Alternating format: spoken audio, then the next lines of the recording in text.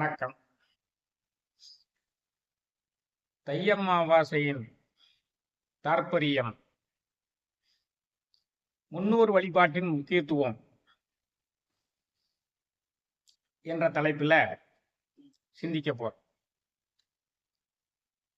முன்னோர்கள் வழிபாடு ஏன் முக்கியமாகிறது?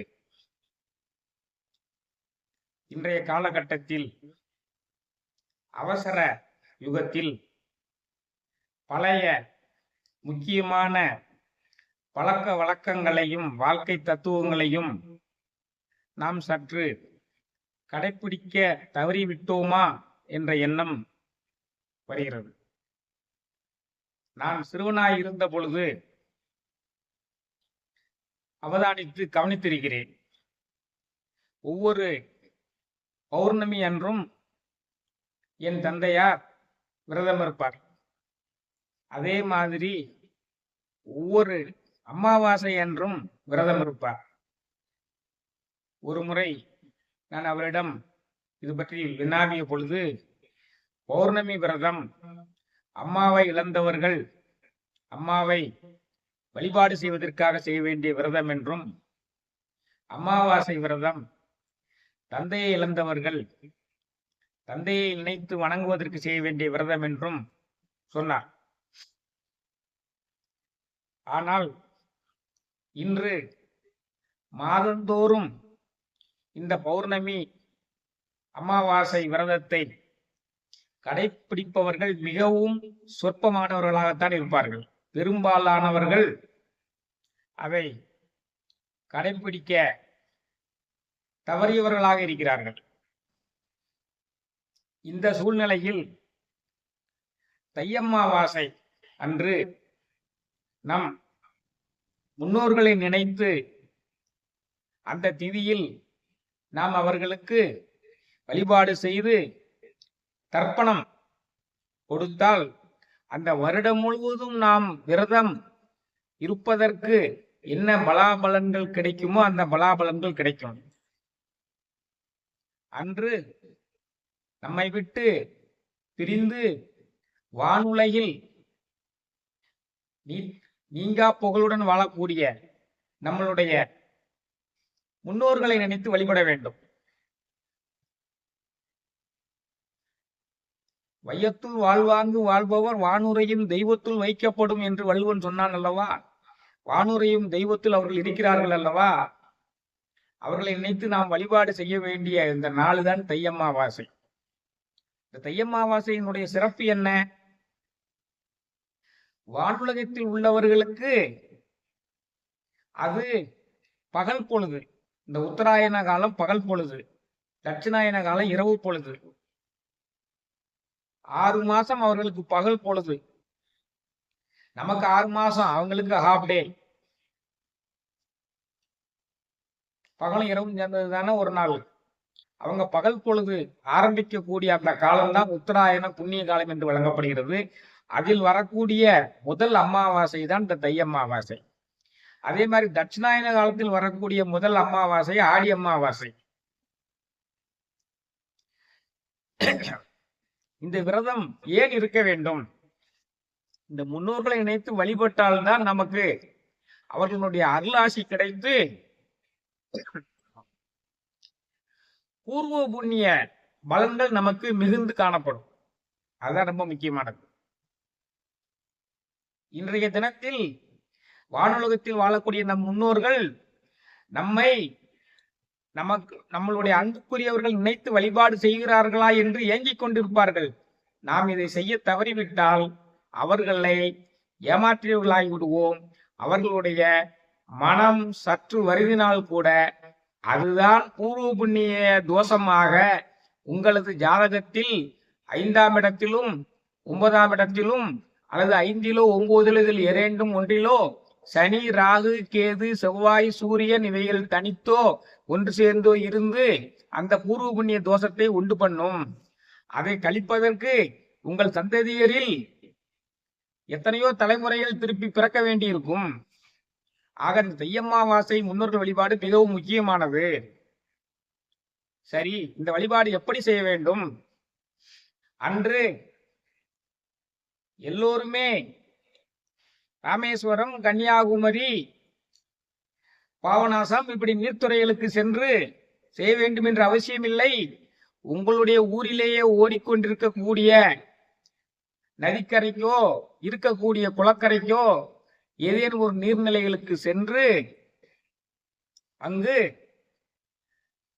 நீங்களே செய்து கொள்ளலாம்.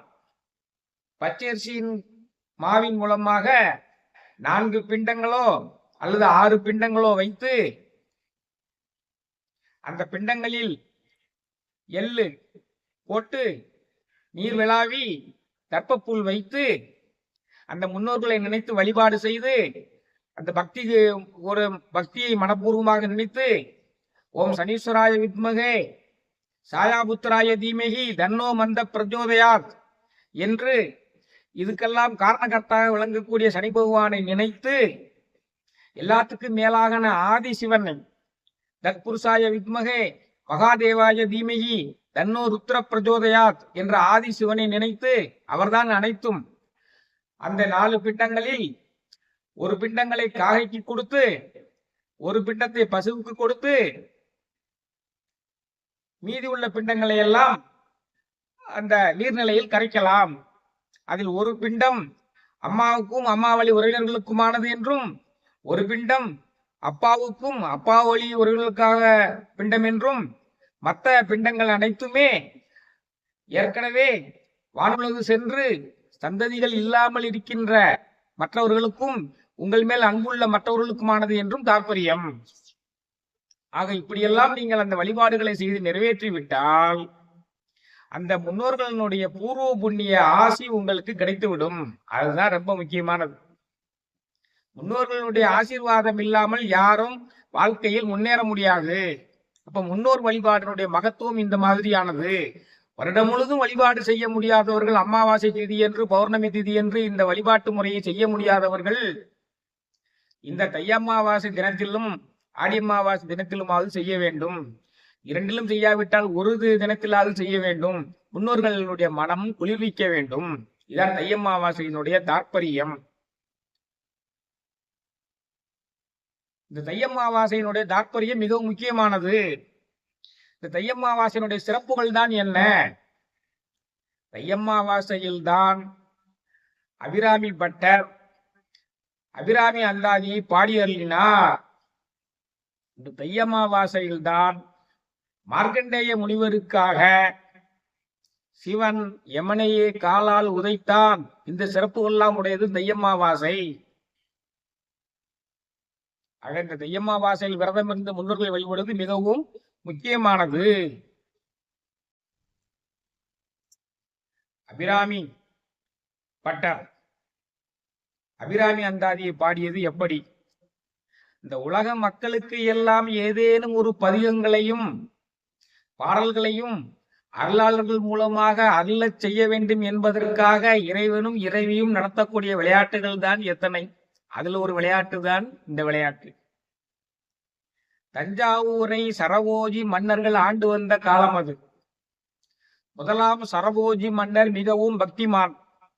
அவர் ஒரு தையம்மாவாசை தினத்தில் காவிரியில் நீராடி திருக்கடையூரில் உள்ள அமிர்த கடேஸ்வரரையும் அபிராமியையும் வழிபாடு செய்து வர வேண்டும் என்று திருக்கடையூர் அமிர்த கடேஸ்வரர் ஆலயத்திற்கு வருகிறார்.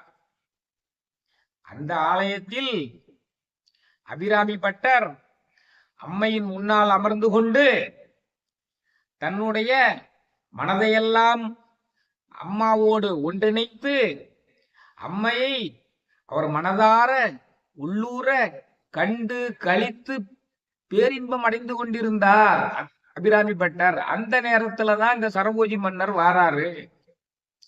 மன்னர் வந்தவுடன் எல்லோரும் எழுந்து வணக்கம் செய்கிறார்கள். இவர் அவர் பாட்டுக்கு இருக்கிறார். அந்த மன்னர் அங்குள்ள பட்டரிடம் கேட்கிறார், இவர் யார் என்று. இவர் ஒரு பித்தன், பைத்தியக்காரன். இவன் அதனால்தான் நீங்க வரும்போது எழுந்திருக்கவில்லை அப்படின்னு சொல்றாங்க. ஆனா மன்னர் அவருடைய முகத்தை பார்க்கிறார், அப்படி தெரியவில்லையே, இவர் தானாகவே ஞான ஆனந்தத்தில் தெளித்துக் கொண்டிருப்பவர் போல அல்லவா தெரிகிறது என்று அவரை தட்டி அனுப்புகிறார். அவர் அபிராமி பட்டர் ஒன்றும் சட்டை செய்யவில்லை. ஏன் சட்டை செய்யவில்லை என்றால் அவர் தேவியினுடைய ஞான ஆனந்தத்தில் இருக்கிறார்.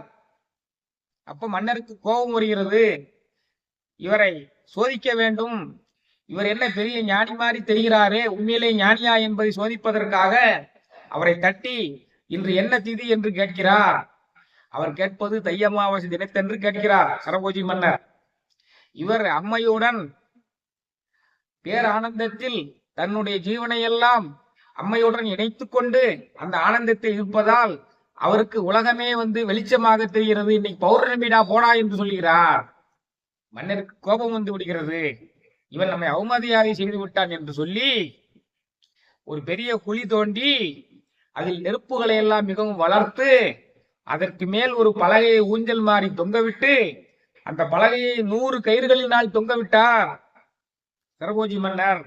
அதுல வச்சு இவனை கீழே நெருப்பு வைங்க, ஒவ்வொரு கயரா கறி கடைசியில் ஒரு தீயில விழுந்து சாகட்டும் என்று சொல்லி தண்டனையை கொடுத்து சென்று விட்டார். அவ்வாறே செய்யப்பட்டது.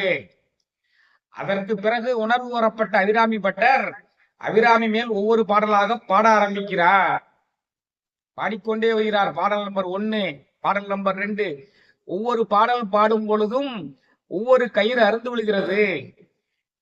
அப்படியே 79வது பாடலை பாடுகிறார். 79வது பாடலை பாடும் பொழுது அம்மையானவள் அப்படியே அவருடைய கண்ணில் ஆகாயத்தில் தோன்றி தன்னுடைய காதணியை கலட்டி ஆகாயத்தில் எரிய அது வட்டமான பௌர்ணமி நிலவாக மாறுகிறது. அம்மையே இவருக்காக அமாவாசை தினத்தன்று முழு நிலவை வரவழைத்தார். அந்த அபிராமி பட்டர் பாடிய அந்த பாடல்கள் தான் அந்த 100 பாடல்கள் அபிராமி அந்தாதி என்று அழைக்கப்படுகிறது. 100 பாடல்களும் ஒவ்வொரு பாடலும் முக்கியமானது. ஒவ்வொரு பாடலை பாட பாட அந்த 100 கயிர்கள் அருந்ததை போல நம்மளுடைய பிறவியை பிடித்திருக்கக்கூடிய அந்த பாசக்கயிறு அருந்துவிடும். அதன் பின்னர் அகமையில் இந்த சரபோஜி மன்னர் இவருடைய காலில் விழுந்து வணங்கி இவரையே குருவாக ஏற்றுக்கொண்டார். அந்த அம்மையை கண்ட 79வது பாடலே என்ன? விழிக்கே அருளுண்டு அபிராம வள்ளிக்கு வேதம் சொன்ன வழிக்கே வழிபட நெஞ்சுண்டு எமக்கு அவ்வழி கிடக்க பழிக்கே சுழன்று வெம்பாவங்களே செய்து பால் நரக குளிக்கே எழுந்தும் கயவர்தம்மோடு என்ன கூட்டியே, கயவர்தம்மோடு என்ன கூட்டியே. நான் அம்மையவே கண்டுவிட்டேன். இனிமேலும் பாலா போன இந்த மனிதர்களோட கயவர்களோட எனக்கு என்ன கூட்டு பழக்க வழக்க வேண்டி இருக்குன்னு சொல்லி கேட்கிறாரு. ஏன்னா அபிராமியை பார்த்துட்டார் அல்லவா. அபிராமவல்லியினுடைய கண்ணில் அருள் உண்டு. அவள் சொன்ன வேதத்தை எல்லாம் வழிபட்டு சொல்லி வணங்கி வந்தால் நமக்கு வழி கிடைக்கும். அப்படி இருக்கும் பொழுது பழியை செய்யக்கூடிய தீமையான காரியங்களை செய்யக்கூடிய மனிதர்களோடு எனக்கு என்ன கூட்டணி வேண்டி இருக்கிறது என்று கேட்கிறார். இதான் நம்ம அபிராமவல்லியை கண்ட அந்த பாடல். அந்த பாடல் பிறந்த அபிராமி அந்தாதி பிறந்த தினம் இந்த தையம்மாவாசை. இது தையம்மாவாசையின் சிறப்பு என்றால் இதை கூற வேண்டி இருக்கிறது. மிருகண்டு முனிவர் மித்ராவதி தம்பதியருக்கு பிள்ளை இல்லாமல் இருந்தது. ஏன்னா பிள்ளை செல்வம் தான் உலகத்தில் உள்ள செல்வங்களில் எல்லாம் மேலான செல்வம். நம்மளுடைய இறுதி காலத்து முடிந்த பிறகு நமக்கு கடன் செய்வதற்கு பிள்ளைகள் வேண்டும். பிள்ளைகள் இல்லாதவர்கள் அத்தகைய கடனை செய்ய ஆள் இல்லாமல் வானுலகில் அவதியுறுவார்கள் என்பது தாற்பயம். அதற்காக இந்த மண்ணுலகில் பிறந்த அனைவருமே பிள்ளை வரம் வேண்டி தவம் இருப்பார்கள். அந்த மிருகண்டு முனிவரும் மித்ராவதிக்கும் பிள்ளை இல்லை காரணமாக அவர்கள் காசிக்கு சென்று ஓராண்டு காசி விஸ்வநாதர் ஆலயத்தில் தவம் செய்கிறார்கள். தவம் செய்தவுடன் சிவன் அவர்களுடைய தவத்திற்கு இணங்கி வந்து, உங்களுக்கு 100 ஆண்டுகள் வாழக்கூடிய குறைகளையும் தீய குணங்களையும் உடைய பிள்ளை வேண்டுமா, சகல நற்குணங்களையும் உடைய கலைகளில் வல்ல நல்ல குழந்தை 16 ஆண்டுகளே வாழக்கூடிய குழந்தை வேண்டுமா என்று கேட்கிறார்கள். ரெண்டுல ஒண்ணுதான் உனக்கு ஆப்ஷன் என்ன அப்படின்னு கேக்குறாங்க. அப்போ யாராவது தீய குழந்தை வேணும்னு கேட்பாங்களா? தீய குழந்தையெல்லாம் வேண்டாம், 16 வருஷமே இருக்கக்கூடிய குழந்தையை கொடுங்கள் என்று கேட்டுக்கிறார்கள். அவ்வனமே அருளினார் காசி விஸ்வநாதர்.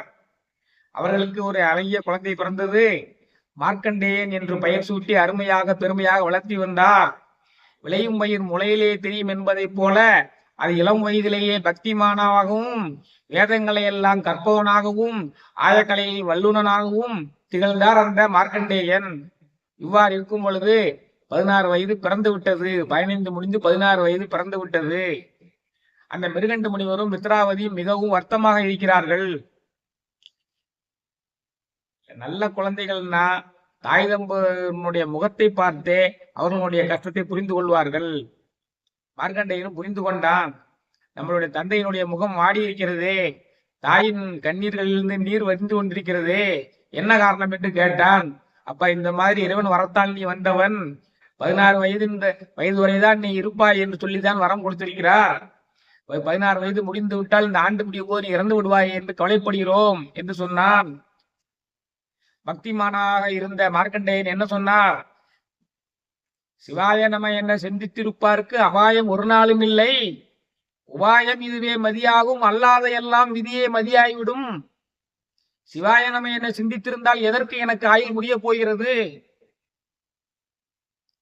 அவன் சொற்றுனை வேதியன், சோதியானவன், பொற்றுனை திருந்தடி பொருந்த கைதுல கற்றுனை பூட்டியோர் கடலில் பாய்ச்சலும் நற்றுணையாவது நமசிவாயவே என்று கூட வருவானே. நமசிவாய மந்திரத்தை உச்சரித்துக் கொண்டிருந்தால் அவன் எப்படி நம்மை யமனிடம் கொடுப்பான்? நான் அவனிடமே கேட்கிறேன் என்று சொல்லி இதே ஒரு தையம்மாவாசை தினத்தன்று திருக்கடையூரில் உள்ள அமிர்த கடேஸ்வரர் ஆலயத்திற்கு சென்று சிவனை கட்டி ஆரத்தளி வழிபாடு செய்து கொண்டிருந்தார். 16 வயது முடியக்கூடிய நேரத்துல அப்போ யமதர்மன் சித்திரகுப்தனுடன் கணக்குகளை எல்லாம் சரிபார்த்து மார்க்கண்டேயனுக்கு கணக்கு முடிந்து விட்டது, போய் அழைத்து வா என்று சொல்லி சொன்னான். உடனே யமதர்மன் வந்தான். வந்து பார்த்தால் இவன் சிவனை கட்டி கொண்டிருக்கிறான். யாரா இருந்தால் என்ன, ஆயுள் முடிந்தவனை நாம் விட்டுவிடக்கூடாது என்று சொல்லி தன்னுடைய பாசக்கயிற்றை போட்டு இழுத்தான். அது சிவனையும் சேர்த்து இழுத்தது. சிவன் விழித்துக் கொண்டு என்னுடைய பக்தனையா இப்படி செய்கிறாய் என்று சொல்லி இடது காலால் எட்டி உதைத்தார். யமதர்மன் மாண்டு விட்டான். மார்க்கண்டேயன் 100 வயதானான். நித்திய சிரஞ்சீவியானார் மார்க்கண்டேயன். அப்ப நமசிவாய என்று சிந்தித்திருந்து இறைவனை நினைத்திருப்பார்களுக்கு யமலோகம் செல்ல வேண்டியதில்லை, நேராக சிவலோகம் செல்லலாம் என்பதை உணர்த்தக்கூடியதுதான் இருந்தது. நமசிவாய் என்று சொல்லிக் கொண்டிருப்பவர்கள் யமலோகம் செல்ல வேண்டிய அவசியம் இல்லை, நேராக சிவலோகம் சென்று விடலாம். தையம்மாவாசை தினத்துலதான் இதை நிகழ்ந்தது. தையம்மாவாசையினுடைய சிறப்பு உள்ள இதுவும் ஒன்று. திருமந்திரத்துல இதற்கான குறிப்பு காணப்படுகிறது.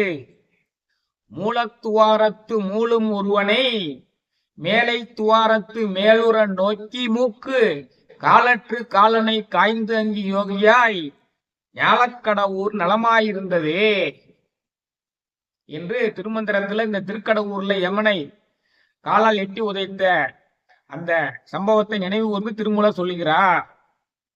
மூலாதாரத்துல மூண்டு எழக்கூடிய அந்த அக்னியால குண்டலி பாம்பை எழுப்பி நீங்க சகஸ்கர நாம வரைக்கும் கொண்டு போனீங்கன்னா நீங்கள் அந்த குண்டலினி சக்தியை மேலெழுப்பி சகஸ்கர தலம் வரைக்கும் கொண்டு சென்றீர்கள். ஆனால் காலத்தை வென்று வாழலாம், யமவயம் நீங்கி வாழலாம், நேரடியாக இறைவனோடு சேரலாம், யமலோகம் செல்லாமல் சிவலோகம் செல்லலாம் என்று இந்த பாடல் குறிப்பிடுகிறது. இதை உணர்த்தக்கூடிய அந்த உருவ கதைதான் இந்த மார்க்கண்டேயன் கதை. அதான் இந்த பாடல். மூலத்துவாரத்து மூலும் ஒருவனை மேலை துவாரத்து மேலுற நோக்கி காலற்று காலனை காய்ந்து எங்கி யோகமாய் ஞாலக்கடவுர் நலமாயிருந்ததே. ஆக தையம்மாவாசையில்தான் மார்க்கண்டேயனுக்காக யமனை காலால் எட்டி உதைத்தார் சிவபெருமான். தையம்மாவாசையில்தான் அபிராமி பட்டருக்காக தன்னுடைய காதணியை கலட்டி முழுநிலவை காட்டினால் இத்தகைய தையம்மாவாசையில் நீங்கள் முன்னோர்களை நினைத்து மேற்கூறிய நாம சொன்ன முறையில் வழிபாடுகள் செய்து முன்னோர்கள் சாபம் நீங்க பெற்று அனைவருமே அகிலமதில் நோயின்மை, கல்வி, தனம், தானியம், அழகு, புகழ், பெருமை, இளமை, அறிவு, சந்தானம், வழி, துணிவு, வாழ்நாள் வெற்றி, ஆகுநல் உகழ்ச்சியோடு நீடூழி வாழ வேண்டும் என்று வாழ்த்தி இறைவனை வேண்டி இந்த உரையை நிறைவு செய்கிறேன். நன்றி, வணக்கம்.